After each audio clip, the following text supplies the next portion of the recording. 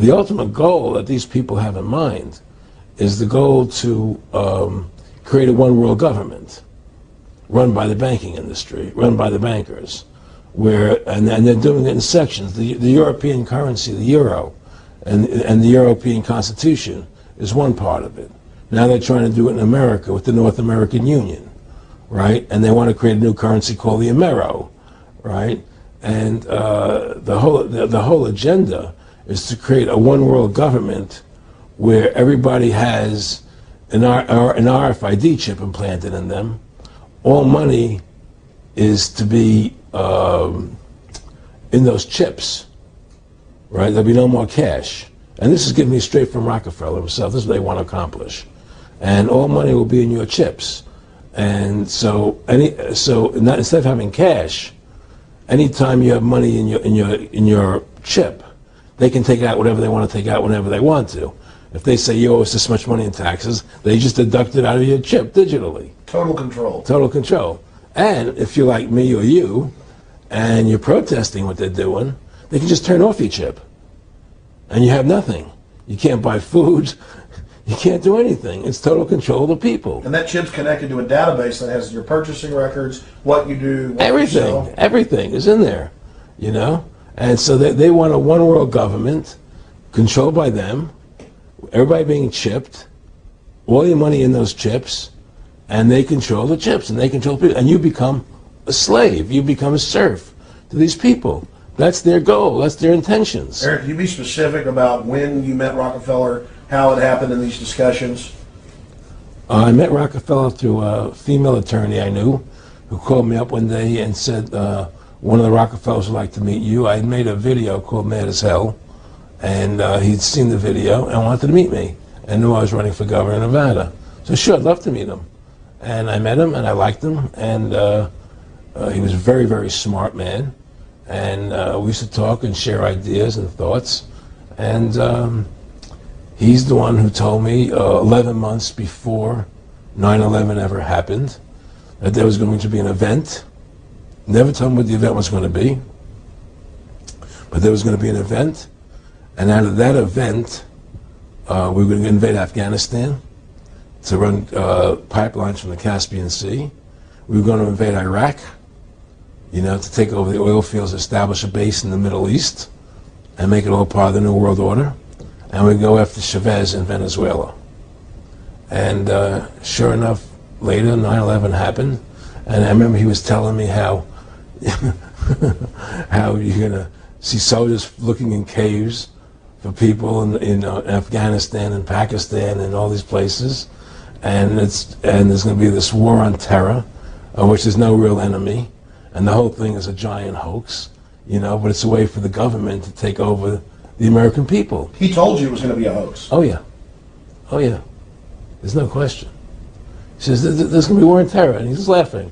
There's no who are we fighting? I mean, why do you think 9/11 happened, and then nothing's happened since then? Do you think that our security is so great here that these people who pulled off 9/11, who were able to, can't knock down another plane? Come on, it's ridiculous. 9/11 was done by people in our own government and our own banking system to perpetuate the fear of the American people into subordinating themselves to anything the government wants them to do. That's what it's about, and to create this war, this endless war on terror. And that's why and that was the first lie. And the next lie was going into Iraq, you know, to get Saddam Hussein out with his weapons of mass destruction. That was the next lie. Now, specifically, this was a little over 6 years ago. This was 11 months before 9/11. Yeah. And Nick Rockefeller, he's a lawyer. He's become your friend over the previous years, and he's saying to you that there's going to be this big event, and then out of that we're going to have a war on terror, and it's just going to go on and on. Right, an endless war on terror without any real enemy. That you can never, so you can never define a winner. And did he say that it's going to be perfect because you can't define an enemy? It just goes on and on. Yeah, because you can't define a winner. There's no one to beat, so it goes on and on forever. And they can do whatever they want. They scare the hell out of the American public. Look, this whole war on terror is a fraud. It's a farce. It's very difficult to say it out loud because people are intimidated against saying it. Because if you say it, they want to make you into a nutcase. Let's But be the truth has to come out. That's why I'm doing this interview. The fact of the matter happens to be that the whole war on terror is a fraud. It's a farce. There's a war going on in Iraq because we invaded Iraq. And people over there fighting, But the war on terror, it's a joke, And until we discover what really happened on 9/11 and who was responsible for 9/11, because that's where the war on terror emanates from. That's where it comes from. It was 9/11 that allowed this war on terror to begin. And until we get to the bottom root of 9/11, the truth of 9/11, we'll never know about the war on terror. Aaron, you said that he was, and I think it's important, and I know this about the Rockefellers from Dr. Dennis Cuddy and many others who literally, you'll be 20 years old in a lunch line at college, and there's David Rockefeller. And they're experts at recruiting and getting what they call players, and that clearly he was, I want to make it specific and just get you to reiterate what you said last night about you got 30% of the vote, you were having an effect, you made mad as hell, they knew that you'd started the Constitution Party, they knew that you were somebody who was taking action and getting things done, you'd already made some big films, had a lot of other successes, right. So they were trying to recruit you, and didn't it come down to the point of, hey, we are here to recruit you, and don't worry, your chip's going to say, don't mess with us, this guy's don't touch. Yes, that did happen. I was definitely being recruited, but it's more subtle than that. Well, in your words, just go through the process, and then what he said. Well, what it is remember we were friends, and we used to go to my house a lot. We'd have dinner, we'd talk, and he'd tell me about business investments that he'd get involved in, or they would help me with this business investment or that business investment. And was I interested in joining the Council on Foreign Relations? I would have to get a letter to join them, but was I interested in that? And, just stuff, leading you on. And I used to say to him that I never really did that because that wasn't where I was coming from. As much as I like you, Nick, your ways and my ways, we're on the opposite side of the fence. I don't believe in enslaving people, And he would come back with, "Oh, I do." Or, well, it would be more like, it's better for them. Well, it's more like, how do I put it? It was like, what do you care about them? What do you care about those people? What difference does it make to you? Take care of your own life. Do the best you can for you and your family. What do the rest of the people mean to you? They don't mean anything to you. They're just serfs. They're just people. It was just a lack of caring, and that's just not who I was. It was just sort of like cold, it was just like cold, and I used to say to him, what's the point of all this? You have all the money in the world you need. You have all the power you need. What's the point? What's the end goal? And he said the end goal is to get everybody chipped, to control the whole society, to have the bankers, the elite people, the bankers and some governor controlling the world. And I said, do all the people in the Council on Foreign Relations believe this way you do? He said, no. Most of them believe they're doing the right thing. A lot of them believe it's better off being socialistic. We have to convince people that socialism is really capitalism. Because America's becoming a socialist country. It's a communist country today. Well, one of the things they told me was that he was at the house one night, and he would talk, and he started laughing. He said, "Aaron, what do you think women's liberation was about?" And I said, I had pretty conventional thinking about it at that point. I said, I think it's about women having the right to work, getting equal pay with men, just like they won the right to vote. And he started to laugh. He said, "You're an idiot." And I said, "Why am I an idiot?" He said, let me tell you what that was about. We, the Rockefellers, funded that. We funded Women's Lib, and we're the ones who got all over the newspapers and television, the Rockefeller Foundation.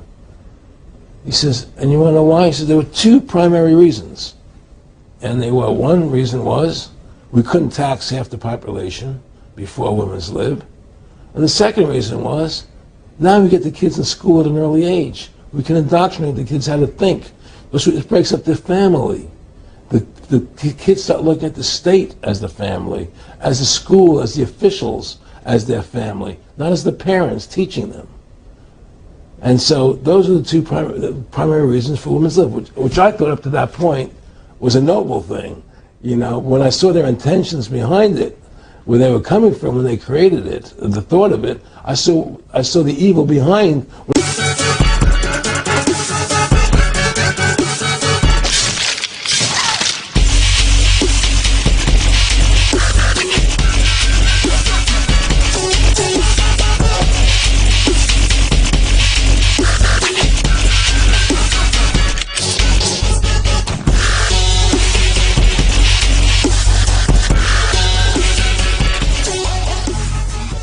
The ultimate goal that these people have in mind is the goal to create a one world government run by the banking industry, run by the bankers, and they're doing it in sections. The European currency, the euro, and the European Constitution is one part of it.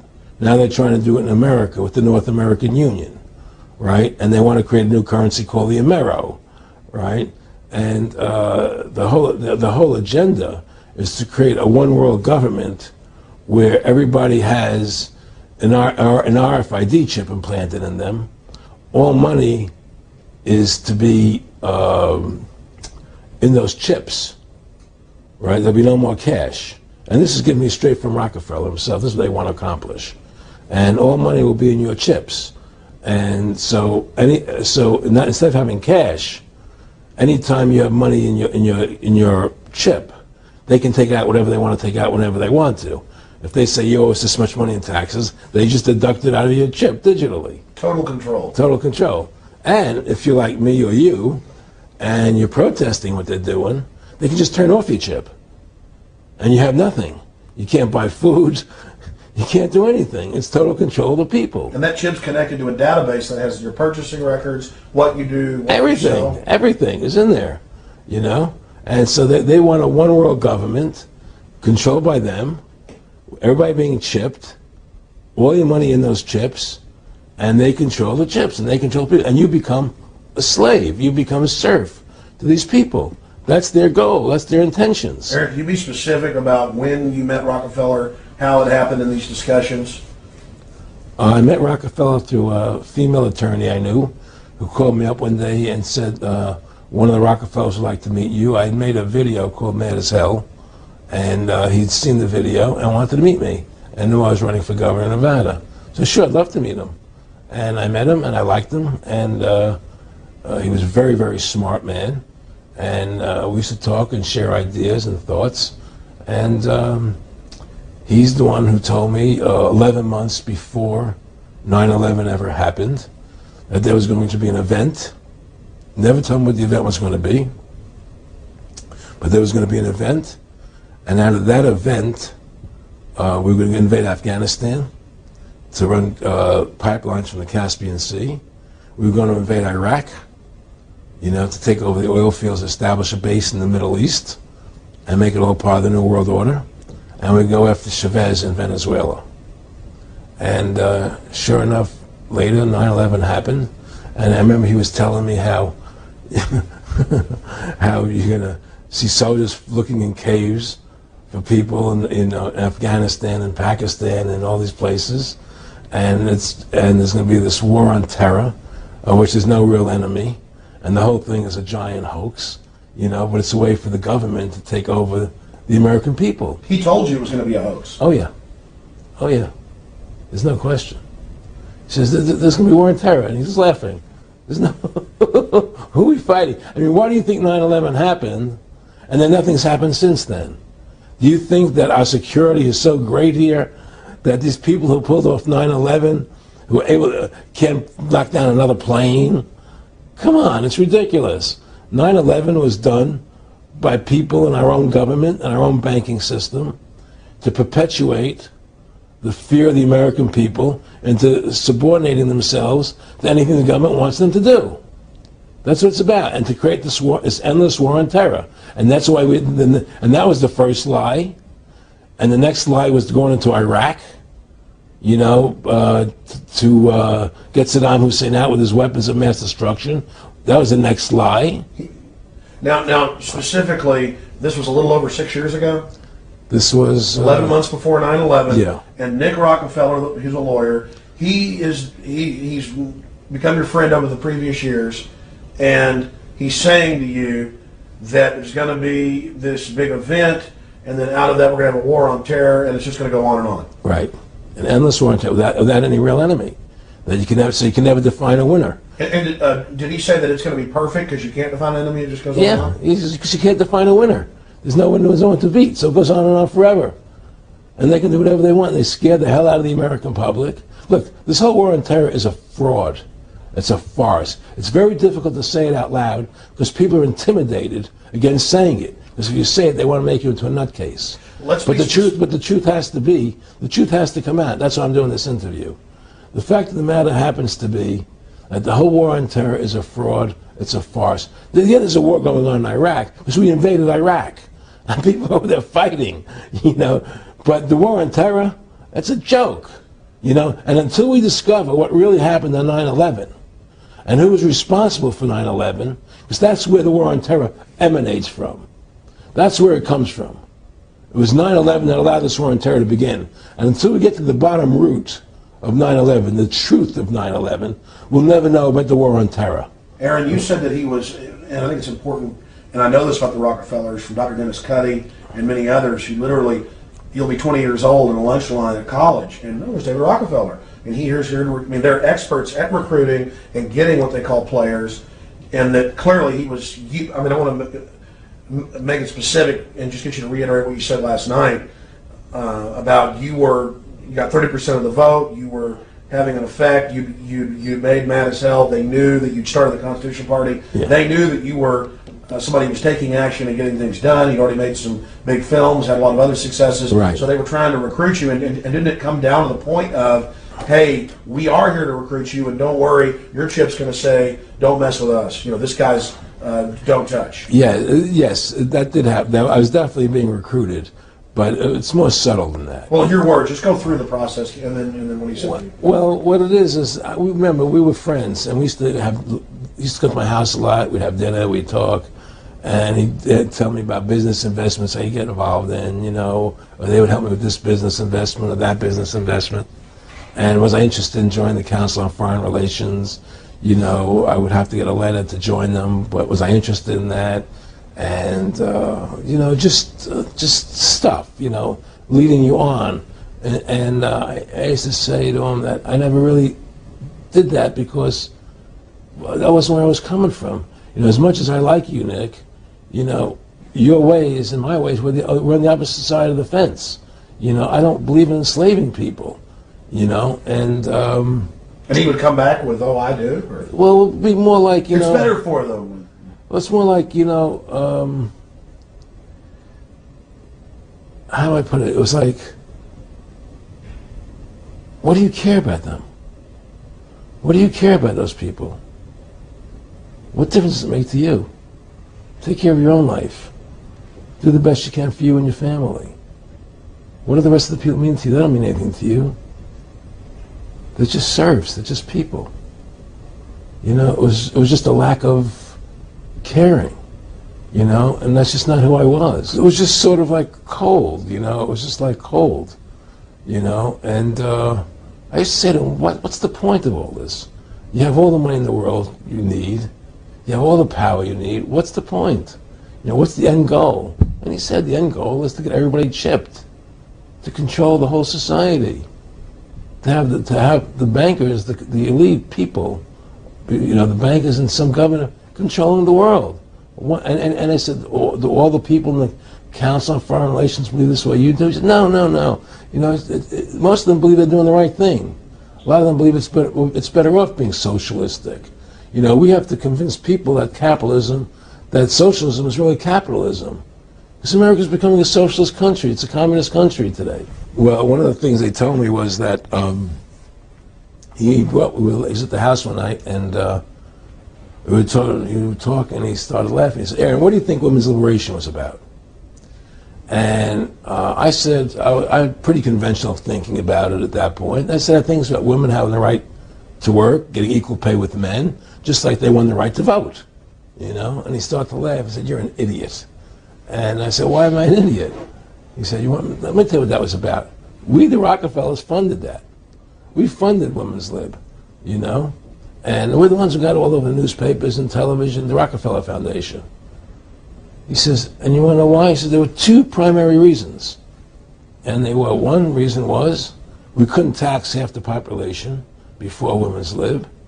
And the second reason was now we get the kids in school at an early age. We can indoctrinate the kids how to think. It breaks up their family. The kids start looking at the state as the family, as the school, as the officials, as their family, not as the parents teaching them. And so those are the two primary reasons for women's lib, which I thought up to that point was a noble thing. You know, when I saw their intentions behind it, where they were coming from when they created it, the thought of it, I saw the evil behind what I thought was a noble venture.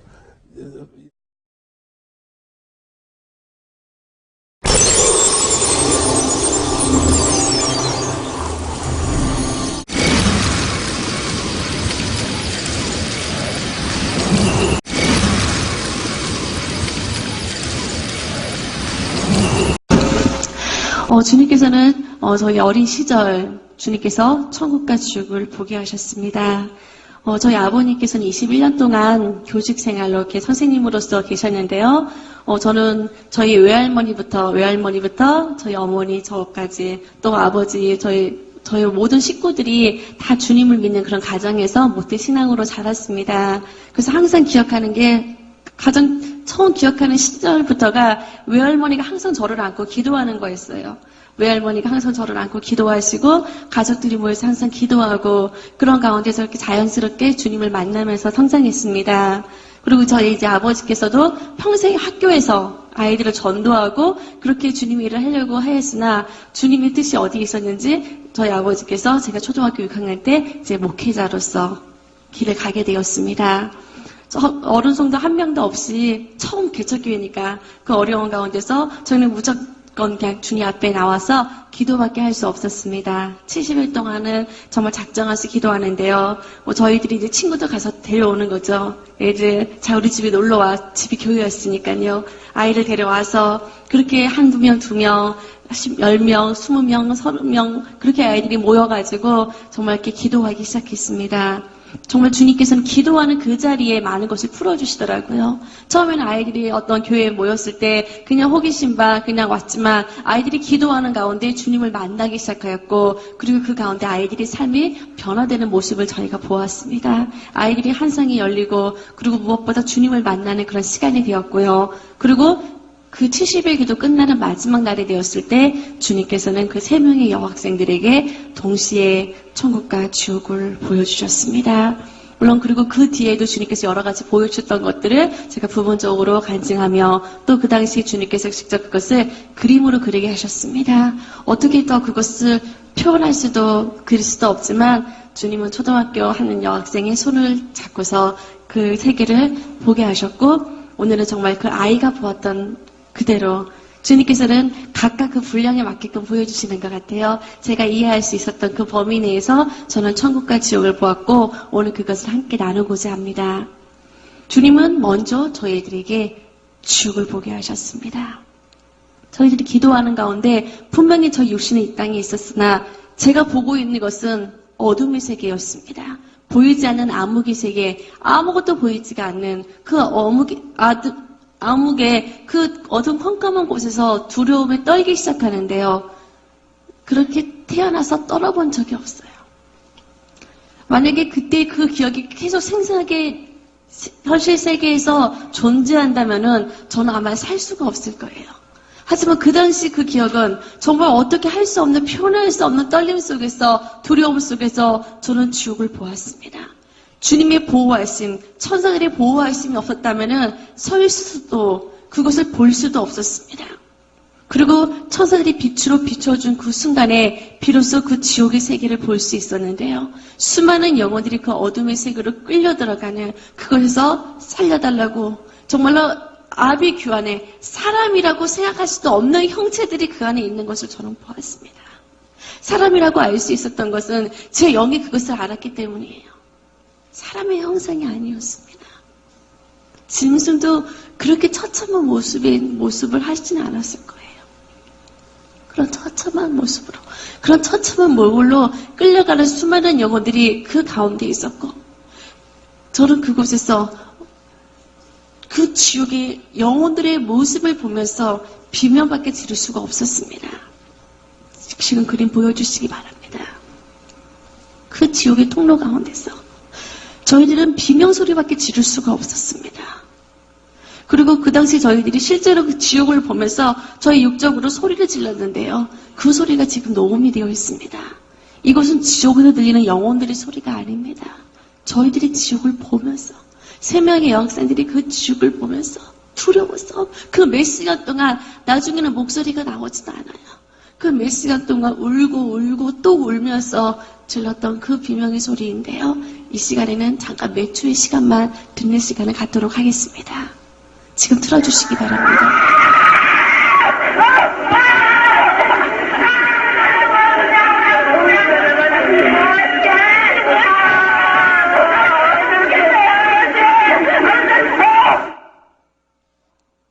잠시 몇 초의 시간이지만 저희들이 그 몇 시간 동안 소리를 지르는데요. 제 정신이 아니에요. 제 정신으로는 그 세계를 볼 수가 없어요. 주님께서 또 간증할 때는 잠깐 그때를 좀 경험하게 하시는데요. 생각나게 하시는데요. 어떻게 말을 할 수가 없어요. 그 영의 떨림 속에서 그 지옥을 사람의 언어로는 표현할 수가 없는 수많은 영혼들이 그 지옥에서 고통받고 있었고, 그리고 주님이 그 지옥을 보면서 울고 계시다. 지금도 그 모습이 계속 기억이 나요. 주님이 그 영혼들을 보시면서 너무너무 우시는데 제가 할 수 있는 것은 아무것도 없었습니다. 그저 그 지옥의 현장을 바라보면서 그 지옥에 누가 왜 고통받고 있는지 그것을 바라보고 있는 것 밖에는 제가 할 수 있는 것은 아무것도 없었습니다. 주님께서 저희들을 인도하신 곳은 뜨겁게 타오르고 있는 유황불, 불구덩이 지옥이었습니다. 그 불구덩이 속에서 새까맣게 타버린 형체들이에요. 그냥 멀리서 보면은 점 같아요. 새까만 점들만. 그 안에서 계속 뛰고 있는데 이 땅에서는 타서 사라져야 됩니다. 하지만 지옥에서는 타서 사라지지 않았습니다. 끔찍한 몰골. 타서 화상을 입어서 새까맣게 타서 도저히 알 수 없는 형체들의 그 모습으로 그 안에서 뛰고 또 뛰는데요. 그 전에 주님께서 한 영혼을 가리켰습니다. 바로 저자가 누가복음 16장 24절 말씀에 나와 있는 그 부자란다. 그냥 막연한 비유로만 알았던 그 부자가요. 실제로 지옥에 있어요. 실제로 그가 회개하지 않음으로 지옥에 갔습니다.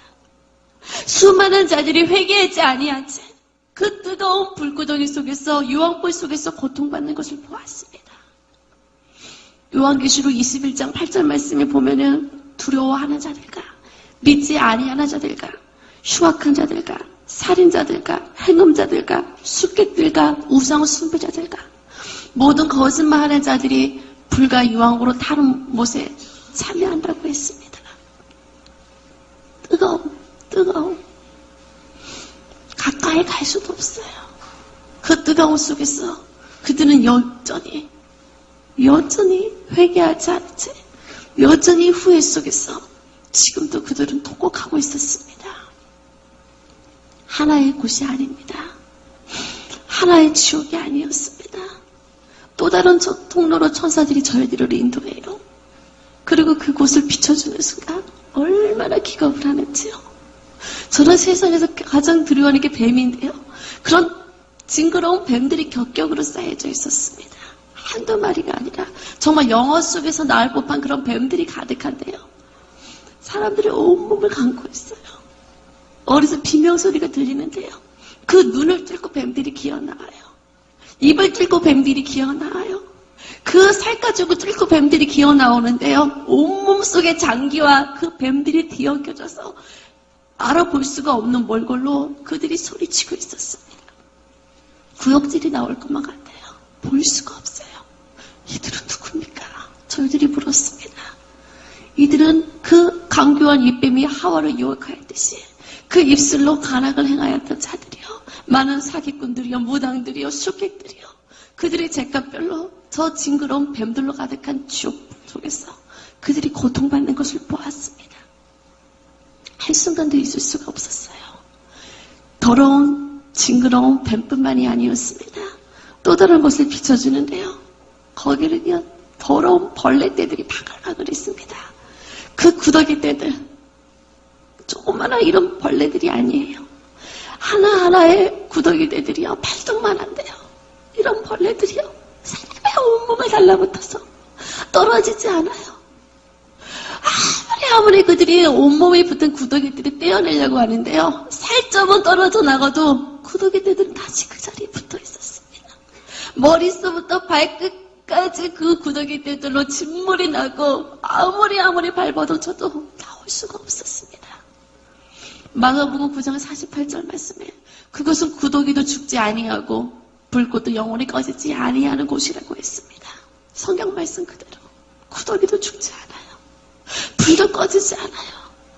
계속해서 그 벌레들이 구더기가 지나갈 때마다 온몸에 독이 퍼지고 온몸의 사이를 문드러지고 숨 쉴 수 없는 그 악취 속에서 그들은 여전히 고통받을 뿐이었습니다. 아무리 그곳을 나오려고 해도 그들은 나올 수가 없었습니다. 더러운 탐욕과 욕심과 향락으로 가득했던 수많은 자들이 그곳에 있었습니다. 또 어느 곳은요, 가마솥가도 같은데요, 큰 운동장만 해요. 그런 곳에 수천 명의 사람이 있는데 끝없이 그런 판이 있었습니다. 가마솥이요. 그 속에서요, 사람이 살이 타는데요, 마치 그 타는 냄새가 맡을 수가 없어요. 그런데 그 수많은 영혼들 가운데 어느 한 영혼의 모습이 보였습니다.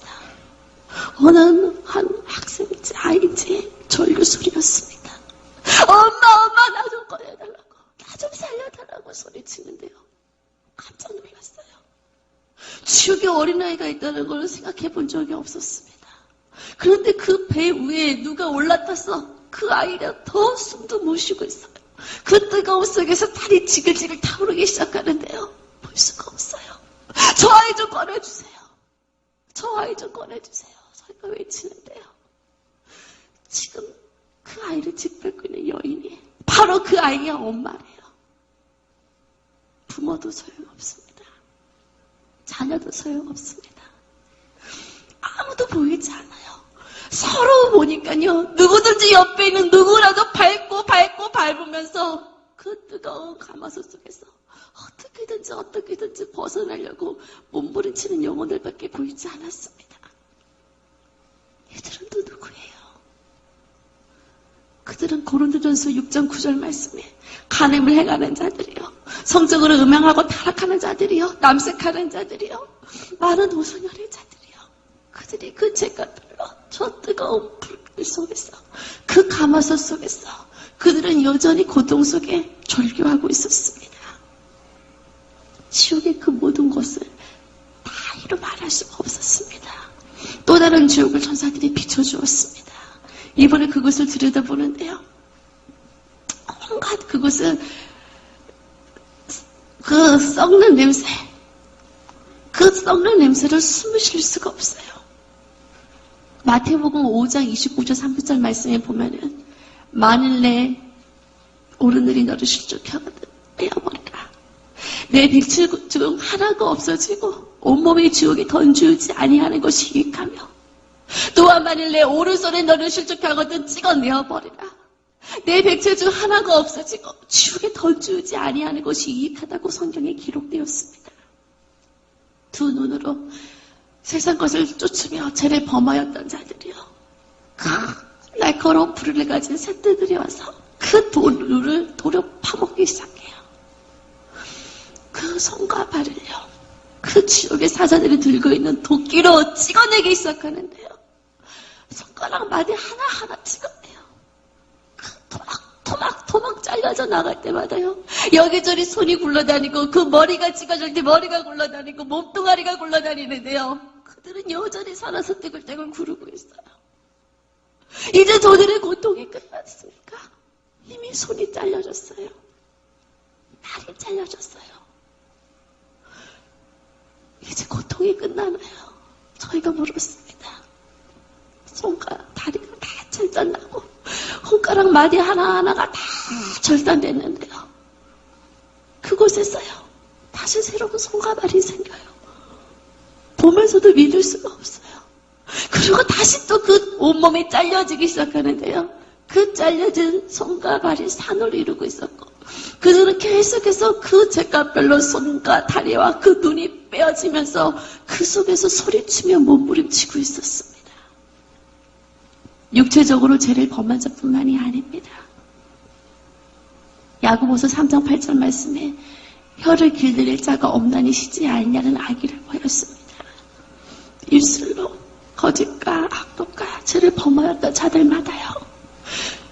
그 혓바닥을 찍어내는 혓바닥 지옥을 보게 되었습니다. 어떤 영혼을 끌고 올라가는데요. 그 영혼을 그 낭떠러지 끝에다가요.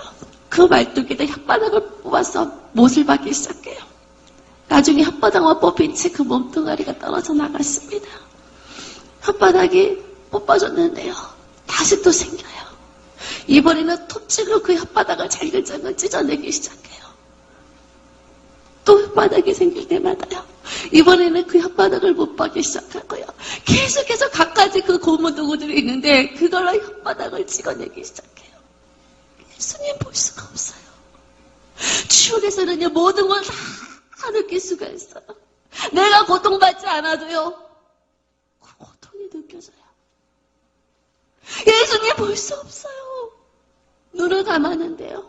눈을 감아도 보여요. 길을 막고 절규해도요. 그들의 살려달라는 소리가 들려와요. 그 처절한 비명소리가 들려와요. 혓바닥에 뽑혀져도 그들이 신음하면서 그거에서 몸부림치는 그 소리가 들려와요. 우리가 입술로 얼마나 많은 죄를 범하였는지요.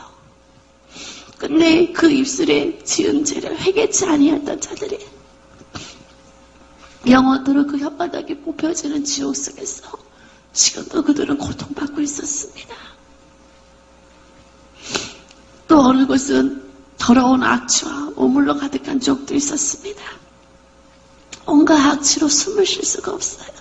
격격한 그 더러운 배설물로 쌓여져서 숨을 쉴 수가 없는 지옥이 있었습니다. 그들은 이 땅에서 마약과 도박과 술로 자신의 온몸의 육체적인 죄를 범하였던 자들이 그 우물 속에서 그들이 영원토록 고통받으며 거기서 썩어 문드러지는 지옥을 보았습니다. 에베소서 5장 5절 말씀에 우상 숭배하는 자들은 하나님의 나라를 기업으로 얻지 못한다고 하였습니다. 이 땅에서 우상을 숭배했던 자들이요. 자신의 우상과 꽁꽁 얼어붙어 있는 냉동지옥 속에 있는 걸 보았어요. 아무리 자신의 우상을 불러도요. 이미 같이 얼어붙어져 있어요. 하나님 이외에는 어떤 현상도 말하지 말라고 했습니다. 하나님 이외에는 어떠한 신도 구원할 수 없는데 그것을 알지 못한 채 지옥에서 아무리 후회하고 후회해도 그들은 나올 수가 없었습니다. 한때는 예수님의 제자였으나 주님을 배도했던 가룟 유다 역시 지옥에 있었습니다. 마태복음 27장 5절 말씀에 보면은 그가 스스로 목매어 죽었다고 기록이 되어 있는데요. 그는 지금도 목매달린 채 그 자살한 자들이 가는 지옥 속에서 후회 속에 슬피 울고 있어요. 그 줄 끝에는 날카로운 가시들이 박혀 있었고 끝내는 그 목이 찢어져서 몸뚱아리는 타오르는 불길 속으로 떨어졌습니다. 그러나 다시 또 그의 머리는 다시 또 묶여졌고 끊임없이 그 안에서 소리치고 있었습니다. 우리의 몸은 하나님의 것입니다. 내 스스로 자살할 수가 없어요. 그것은 그 살인죄였습니다. 그것을 알지 못한 채 후회하고요. 회개치 아니하는 자들이 지금도 그곳에서 살려달라고 소리치며 애통하는 것을 보았습니다. 그 지옥을 다 볼 수도 없습니다. 그리고 하나님을 믿지 않았던 자들, 회개치 아니했던 자들이 지옥에 있는 것을 보았어요. 그런데 이번에 지옥을 간 곳은요. 하나님을 모르는 자들이 아니었습니다. 저는 깜짝 놀랐습니다. 히브리서 6장 4절 6절 말씀을 보면은 한 번 하나님의 은사를 맛보았던 자들이 스스로 타락해서 용서받지 못한다고 했습니다. 주여 주여 하는 자마다 다 천국에 들어갈 것이 아니요 하나님의 뜻대로 행하는 자만이 천국에 들어간다고 했는데요. 그것은 이 땅에서 하나님을 믿었지만 하나님을 떠나버린 자들, 편들린 자들, 그들이 지옥 속에 있었습니다. 온몸의 껍질이 벗겨지면서요. 그 지옥의 사자들이라서 머리서부터 발끝까지 온몸의 껍질을 찢어내는데요. 껍질뿐만이 아니에요. 껍질이고 그 핏줄이고 안에 있는 힘줄 모든 인대 하나하나가 다 갈게 찢겨지는데요. 그 어떤 지옥에서 들었던 고통 소리보다 너무너무 비참해요. 너무너무 두려웠습니다. 그리고 그곳에서도요. 마치 복음을 전하는 것처럼 외치는 사람이 있어요. 영어로 그 사람이 목사였다는 것을 알았습니다. 이 땅에서 목사였지만 주님을 그 안에 온전히 모시지 못했을 때 그 영혼이 지옥에 있었습니다. 그래서 아무리 후회하고 애통해도 나올 수가 없었습니다.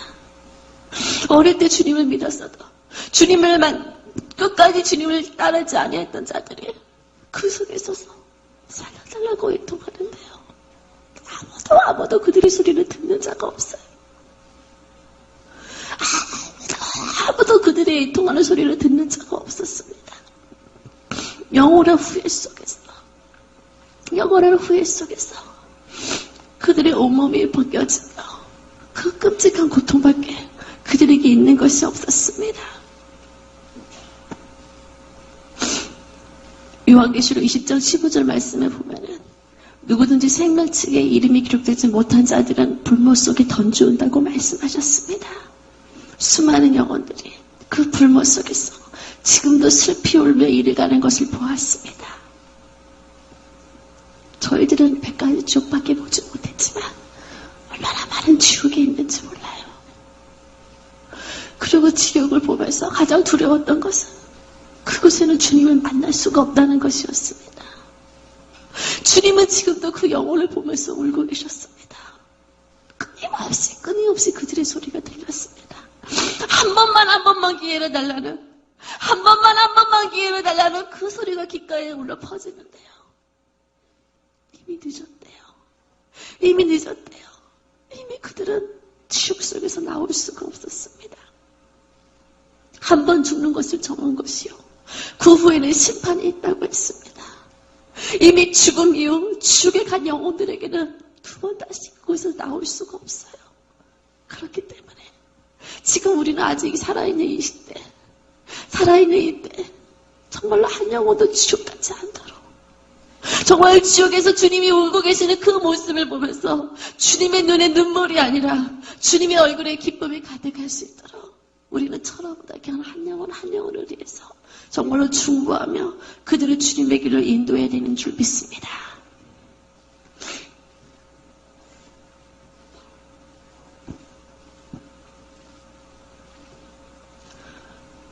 그렇게 몇 시간 동안 저희들에게 주님의 지옥을 보여주셨고요.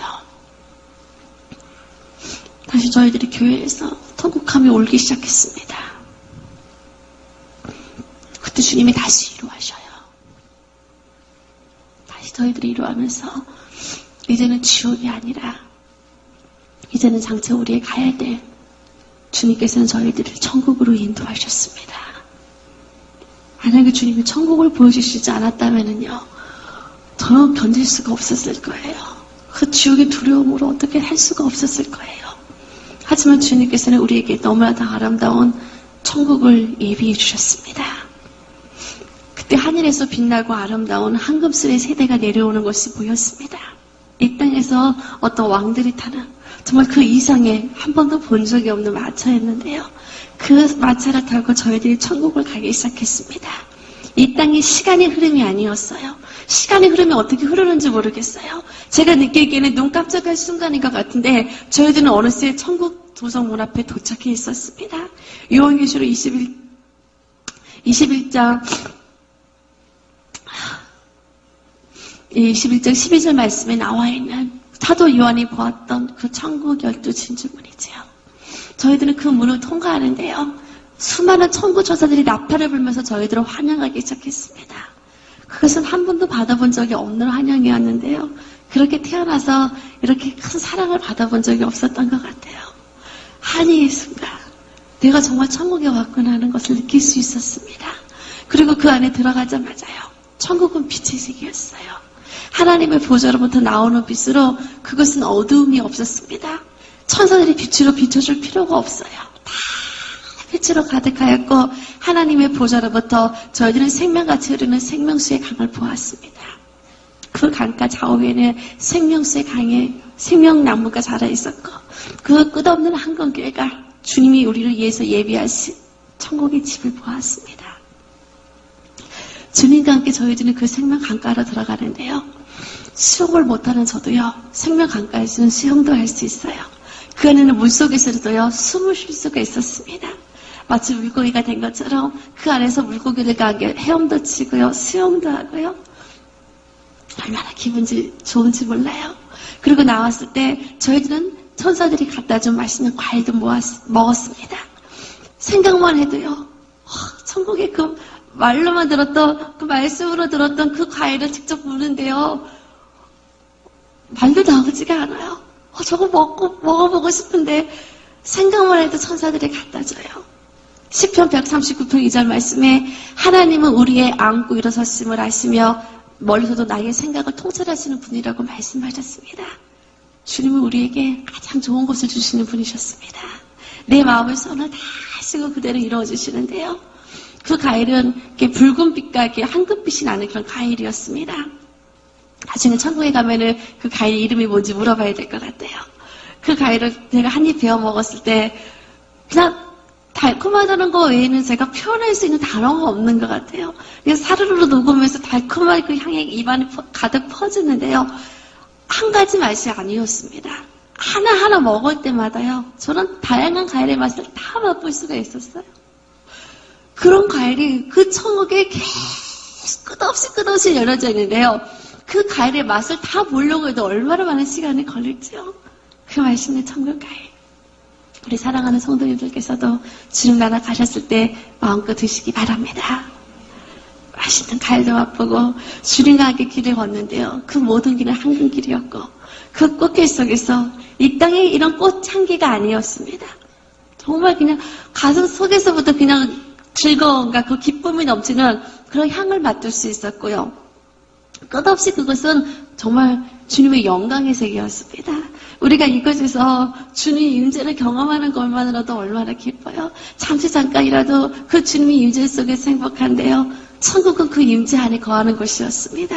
그래서 그 모든 것이 주님의 영광으로 가득했고 모든 자들이 끝없이 주님을 찬양하며 주님께 영광 드리는 모습을 보았습니다.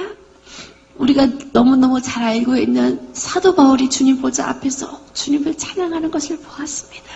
그의 아름다운 면류관을 주님께 드리며 수많은 앞서간 자들이 주님을 찬양하며 기뻐하고 있어요.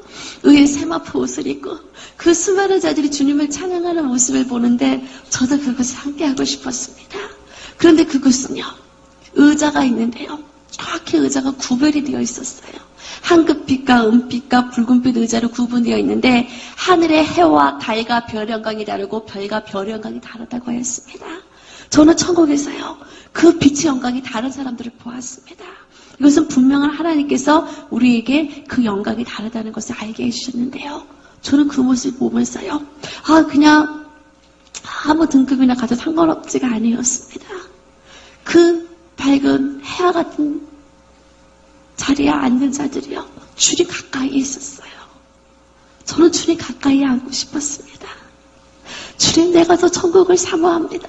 단순히 지옥 가기 싫어서 단순히 지옥이 무서워서 천국을 사모하는 것이 아니라 내가 예전엔 주님 나라 갔을 때 주님의 영광의 자리에 같이 앉고 싶어요. 그들이 그 앞에서 주님의 그 빛의 영광을 가까이 받으면서 찬양하는 그 모습은요. 너무너무 부러웠습니다. 이제 우리는 저 멀리서 주님을 찬양하는 자가 아니라 주님의 영광을 구하고 정말로 주님의 보좌 가까이에서 영원토록 주님을 찬양하는 것을 소망하시기 바랍니다. 그 아름다운 세계에서 저는 그것을 소망합니다. 그리고 그 아름다운 세계에서 천국은요, 주님이 우리를 위해서 예비한 잔치의 세계였습니다. 요한계시록 19절 9절 말씀에 어린 양의 혼인잔치에 청함을 입은 자가 복이 있다고 했습니다. 장차 모든 영혼들이 한 자리에 모였을 때 이루어질 장추중의 잔치에 그 누가 초대받을지, 그 누가 예수님 옆자리에 앉을지 아무도 모르지요. 그러나 하나님을 사랑하고 정말로 내 이웃을 내 몸과 같이 사랑한 자가 주님 옆자리에 앉게 된다고 했습니다. 저는 그 자리에서도요, 어서 빨리 주님과 함께 하고 싶어요. 그리고 이 어린 양의 혼인잔치 말고도 천국에는 계속해서 잔치가 열리는 곳이었습니다. 저는 그곳에서 주님과 춤을 춰보기도 했어요. 저는 춤을 못 춰요. 그런데 예수님이 손을 잡으면은요, 저절로 제 몸이 움직였습니다. 그전 주님과 함께 있는 것만으로도 행복해요. 주님과 춤을 추며 저는 그 안에서 정말 꿈같은 시간을 보냈습니다.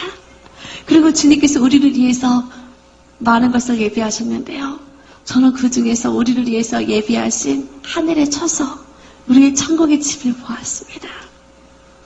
한 사람 한 사람마다 주님께서 일한 대로 갚아주신다고 하셨는데요.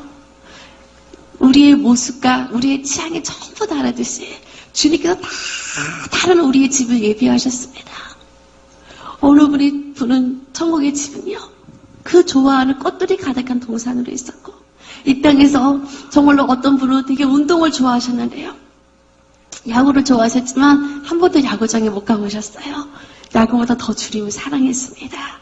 주님은 그때 그 마음을 아시고 천국에 전용 야구장을 예비해 놓으시고 전용 축구장을 예비해 놓으시고 찬양을 좋아하는 자에게 전용 오페라관을 준비해 놓으시고요. 그 미술관을 예비해 놓으시고요. 어쩌면 한 사람 한 사람 그렇게 좋아하는 것을 예비하셨는지 몰라요. 이 땅의 동물이 아니었습니다. 저는 천국에서 많은 동물들도 보았는데요. 그들도 영어로운 존재였습니다. 그들도 주님을 찬양하고 있었어요. 그들과 영적으로 대화가 통하고요. 물고기하고도 저는 대화가 통하는 것을 알았습니다. 아브라함의 천국의 집은 마치 하나의 나라와도 같았어요. 주님은 우리에게 세세토록 왕노릇하리라고 말씀하셨는데요. 왕의 소유물은 한 나라 전체였습니다. 주님은 우리에게 왕과 같은 집을, 끝없는 그 성들을 우리에게 선물로 예비하셨어요. 그리고 그 성은 한 가족이 사는 것이 아니었습니다. 따로따로 아브라함과 사라는 부부였지만 천국에서는 각각 개별적으로 따로따로 있었지만 그 나라에서 친구와 같이 서로 만나 기뻐하는 모습을 보았습니다. 그리고 천국에서 가장 중요한 것은요, 집이 있다는 것이었는데요. 저도 주님의 은혜로 제 집을 보았어요. 다행히 집이 있었습니다. 제가 갖고 싶었던 피아노도 있었고요. 하프도 있었고요. 제가 고양이를 좋아하는데 고양이들도 가득하고요. 주님은 그런 조그마한 거 하나까지도 다 알고 계세요. 그런데 가장 중요한 것은요, 우리는 천국에 갔을 때 주님을 만납니다. 그런데 예수님을 만났을 때 여러분, 주님을 어디에 모시겠습니까? 집에 있는 자들은요, 예수님이 선물해 주신, 예수님이 주신 집에서요, 주님을 모실 수가 있었어요. 그 집에서 주님을 위한 잔치를 열고요, 주님과 함께하는 시간을 보내요. 그런데 집이 없는 자들은 주님을 모실 수가 없어요. 그래서 그 꽃길 속에서 주님을 만날 수밖에 없어요. 저는 그것을 보면서 천국에서 내가 집을 받는 자가 되어야 되겠구나. 예수님을 위해서 아름다운 잔치를 열고 싶은데 내가 할 수 없어요. 하지만 주님이 선물해준 이 천국의 집에서 주님을 위한 잔치를 열게 된다면 너무너무 기쁠 것 같았습니다. 예수님, 저 천국의 집에 큰 집을 받고 싶어요. 그 당시 저희 집은 아주 조그마한 집이었어요. 예수님, 저도 큰 성에서 주님을 위한 잔치를 열고 싶어요. 어떻게 하면 저 집을 얻을 수 있나요? 주님께서는 마태복음 6장 19절에서 21절 말씀에 너희 재물을 이 땅에 쌓아두지 말고 천국 곳간에 쌓아두라고 말씀하셨습니다. 주님은 우리 마음 중심을 보시는 분이세요. 사람은 우리의 외적인 모습을 봅니다. 하지만 주님은 우리 중심을 보시고요. 정말로 마음의 중심으로 정말 주님을 기쁘시게 하는 자에게 정말 그 찬양을 하더라도 정말 마음을 다해서 주님을 찬양할 때 그 찬양이 천국의 아름다운 보석이 되는 것을 보았습니다. 저희 어머니가 눈물을 뚝뚝뚝 흘리면서 기도하는데요. 그 눈물이 그대로 보석으로 변해서 올라가는 것을 보았습니다. 우리 중보기도자들 정말로 그 눈물로 주님 앞에 기도하는데요. 천국이 얼마나 아름다운 보석으로 쌓여지는지 몰라요. 각각 우리의 마음 중심으로 했던 주님의 모든 봉사를 주님이 아십니다. 그리고 그것이 천국의 30배, 60배, 100배가 되어져서 천국의 상급이 되어서 그것이 아름다운 우리의 천국의 집이 되어지는 것을 보았습니다. 장차 그 나라에서 주님과 영원토록 살 텐데요. 저는 그것을 기대합니다. 그리고 정말 내가 이 땅에 있는 동안에 천국의 그 많은 집을 쌓아서 장차 그 나라에서 주님을 만날 수 있다면, 주님을 초대할 수 있다면 얼마나 기쁠까. 저는 그 소망으로 지금도 하루하루를 보내고 있습니다. 그리고 그 나라에는요, 수많은 앞서간 자들이 있어요. 우리가 성경을 통해서 알았던 그 성경의 인물들이 지금도 주님과 함께 기뻐하고 있어요. 다윗은 지금도 주님을 찬양하고 있었습니다. 죽음을 보지 아니하고 올라갔던 에녹과 엘리야 선지자님이 그 빛난 모습을 보았어요. 정말로 하나님과 동행했던 자들의 모습은요, 지금도 빛이 나요. 죽음을 보지 않았던 그들의 모습을 보면서 저도 어서 그들과 함께 천국에서 빨리 만났으면 좋겠습니다. 그 성경에 나오는 모든 인물들은 한 사람 한 사람 다 얘기할 수도 없습니다. 정말로 그들이 천국에서 얼마나 주님과 함께 영원로운 자리에 있는지요. 노아의 방주를 지었던 노아가 천국에서도 큰 노아의 그 방주 앞에서 주님과 함께 찬양하고 있었습니다.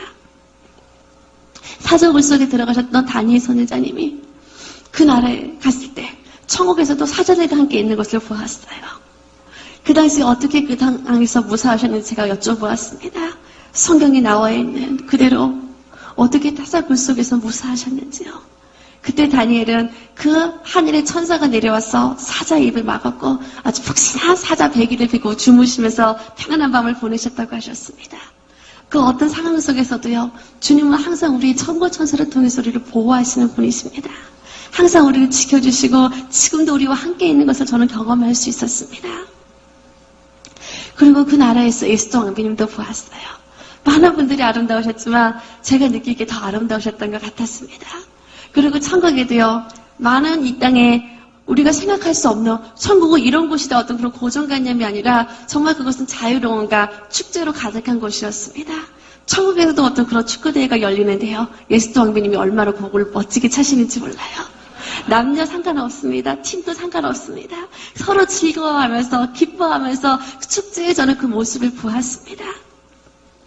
또 베드로 사도님이요, 천국에서도요 낚시를 하는 것을 보았어요.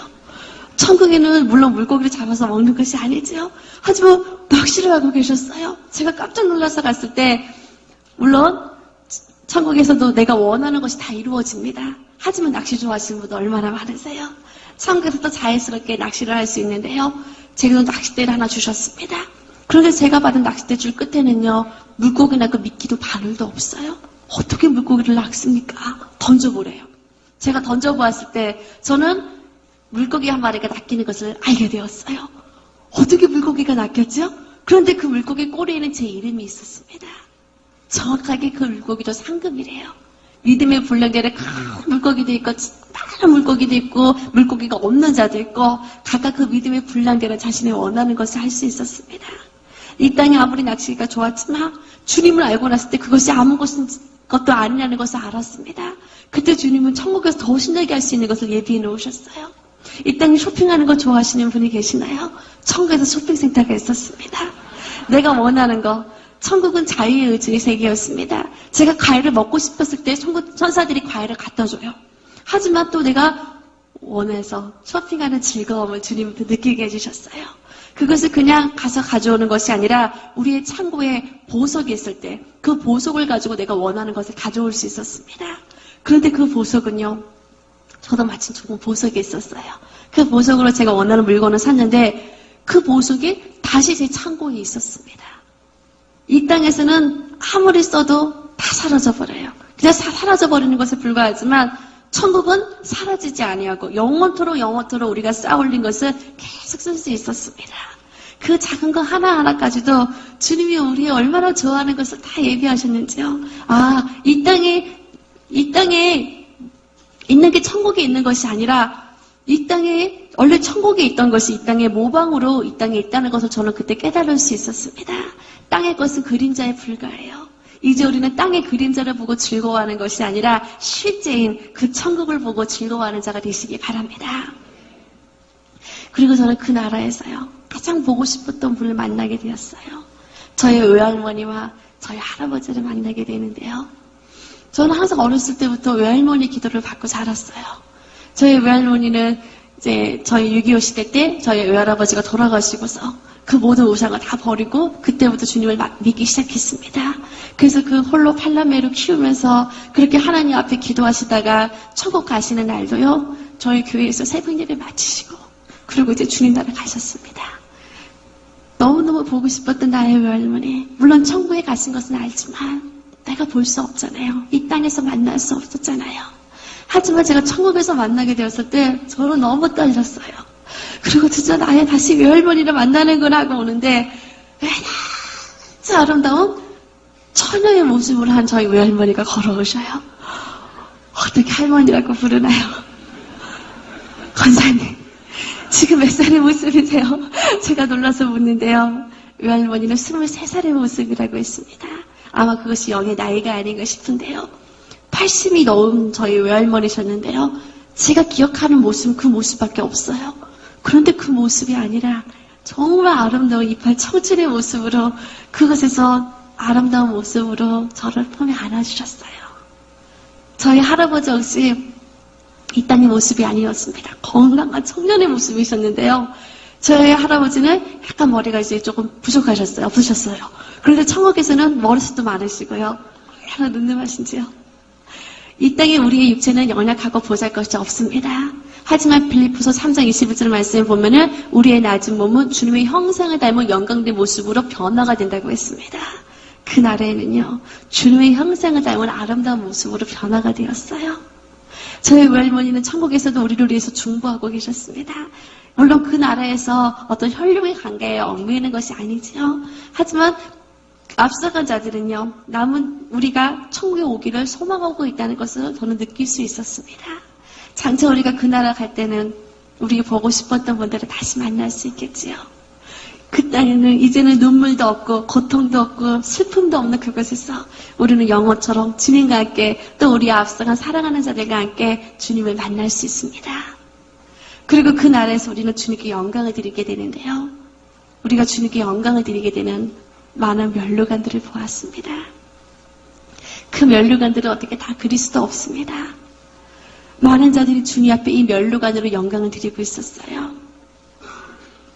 내가 죽도록 충성하라. 그리하면 생명의 면류관을 주신다고 주님께서 말씀하셨습니다.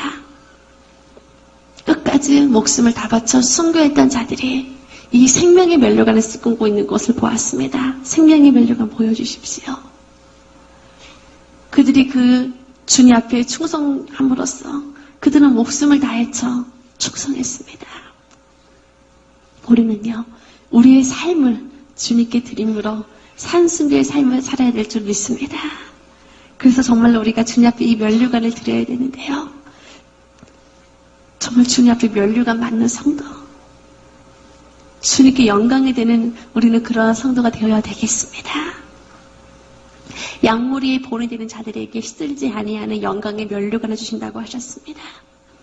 사도 바울이 이 영광의 면류관을 쓰고 주님을 찬양을 하는 그 모습은요, 지금도 잊을 수가 없어요. 주님의 그 사도들이요, 그 빛난 사도들이 주님 앞에 영광의 면류관을 드리고 있었습니다. 그 보석 하나하나가 그들이 얼마나 주님을 사랑했는지를 나타내는 모습이었는데요. 같은 영광의 면류관이라 할지라도요, 다 달라요. 이 면류관은 똑같은 게 아닙니다. 제가 그릴 수 있는 것은 단지 그 모습만 어떻게 그릴 수 있었지요?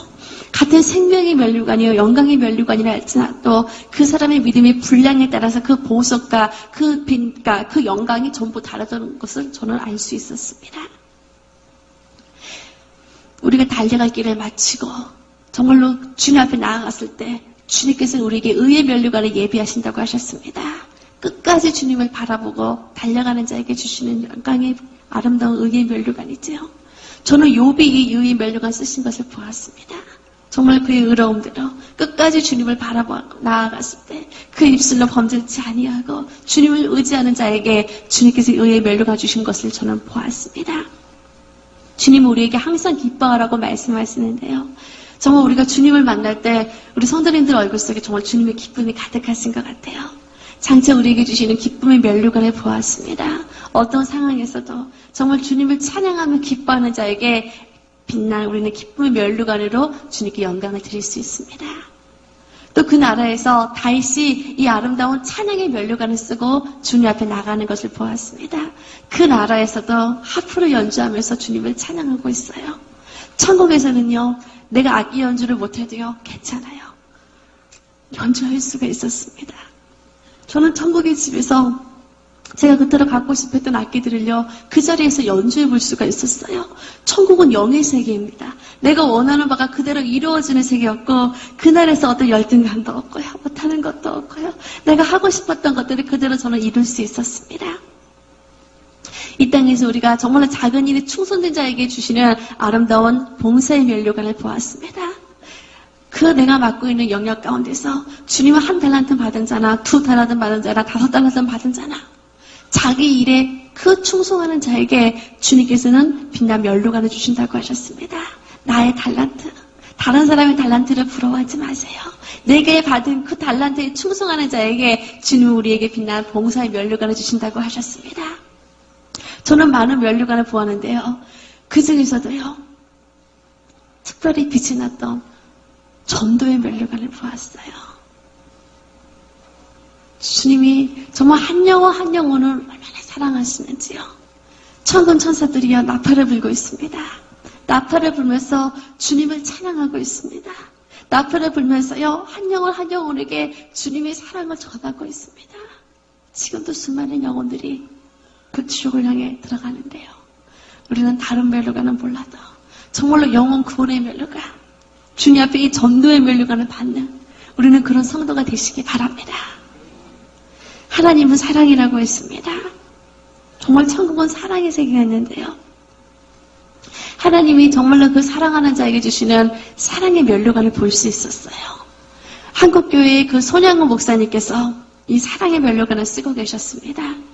정말로 그 자신의 아들을 죽인 그 공산당을 용서하시고 아들로 삼으신 그 사랑이 천국에서도 그대로 주님께 드려지는 것을 보았습니다.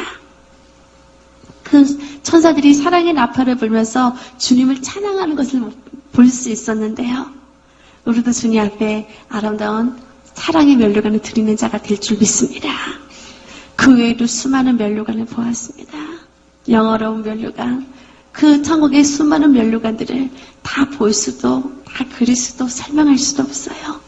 하지만 한 가지 가장 중요한 것은요, 천국에는 면류관을 쓴 자와 면류관을 받지 못한 자가 있었습니다.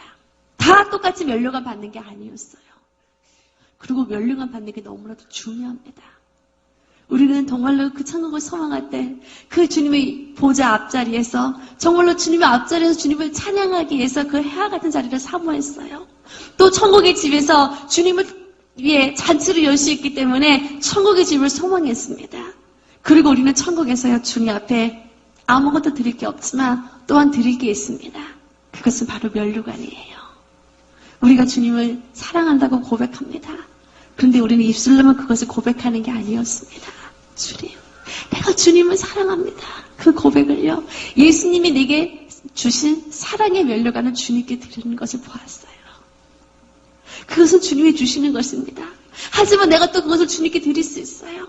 그때 주님은 기뻐하시면서 나도 너를 사랑한단다 하면서 다시 사랑의 면류관 씌워주셨습니다. 주님, 내가 주님께 찬양을 드리고 싶어요. 찬양의 면류관을 주님께 드리는 것을 보았습니다. 주님 다시 찬양의 면류관을 씌워주시며 함께 찬양하는 것을 보았어요. 내가 주님께 기쁨을 드리기 원합니다. 주님, 나의 기쁨의 면류관을 받아주세요. 주님이 다시 기쁨의 면류관을 씌워주면서 그 기쁨의 자리에 함께하는 것을 보았습니다. 면류관은 하나만 받는 것이 아닙니다. 믿음의 분량대로 하나부터 천국에 있는 모든 수천 수만 가지 모든 면류관을 다 받을 수 있어요. 그들은 매일매일 주님 앞에 나갑니다. 매일매일 주님께 면류관을 드리며 매일매일 주님 가까이에서 주님께 기쁨이 됩니다. 그런데 면류관이 없으면요, 가까이 갈 수가 없어요. 그저 저 멀리서 바라만 보는 것을 저는 보았습니다.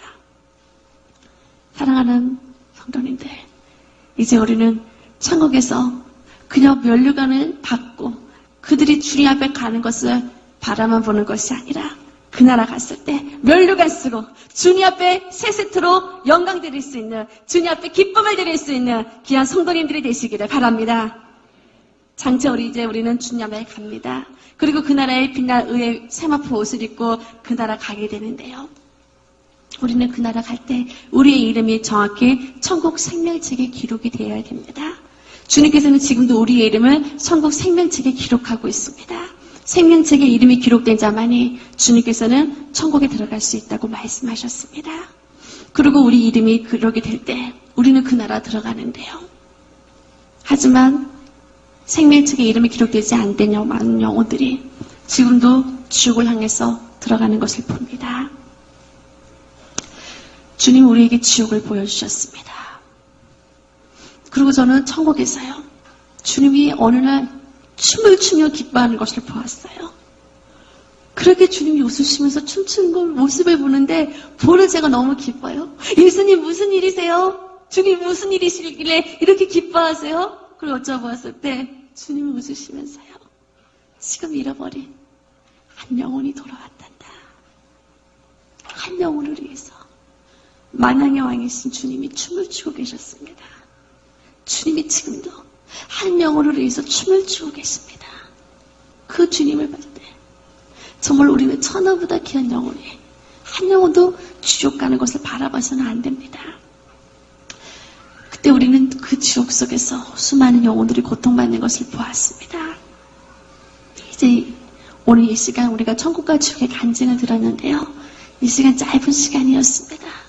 하지만 이 간증을 듣고 귀한 우리 중보자들이, 우리 중보기도자들이 그냥 이 간증을 듣고 끝나는 것이 아니라 정말로 기도하는 시간이 되기를 바랍니다. 지금도 하나님을 믿지 아니하고 또 하나님을 믿는다 하면서 하나님을 떠나버린 영혼들, 그리고 그 입술로 회개치 아니하는 자들이 지금도 그 불못 속에서, 그 뜨거운 유황불 속에서 지금도 살려달라고 그들이 외치고 있는데요. 한 영혼도 지옥 가지 않도록 우리는 그들을 위해서 울어야 될 줄 믿습니다. 그들을 위해서 기도해야 될 줄 믿습니다. 내가 할 수 있는 것은 아무것도 없지만 우리가 기도함으로써 주님께서 기도할 때 우리에게 입술을 열어주시고 우리의 기도를 그 영혼의 마음을 열어주시고 그들을 주님께로 인도하는 모습을 보았습니다. 이 시간 많은 기도 제목이 있으시겠지만 믿지 않은 가족을 위해서, 주변에 믿지 않은 영혼들을 위해서 그들의 이름을 부르며 기도하는 시간 갖겠습니다. 그리고 주님을 믿는다 하면서도 주님을 영어롭게 하지 아니했던 많은 영혼들이 주님께 돌아올 수 있도록 정말로 그들이 정말로 주님을 만나고 그들이 이제는 지옥 가는 영혼이 아니요, 이제는 천국에서 주님을 만날 수 있도록. 그래서 만왕의 왕이신 주님이 지옥에서 슬피 울며 누가 저들을 구원할꼬 주님이 울며 애통하는 것이 아니라 그 천국에서 한 영혼의 돌아옴을 인하여서 주님이 춤을 추시며 기뻐할 수 있도록 정말로 그들을 위해서 이 시간 중보하는 시간 갖도록 하겠습니다. 이 시간 함께 기도하시기 바랍니다.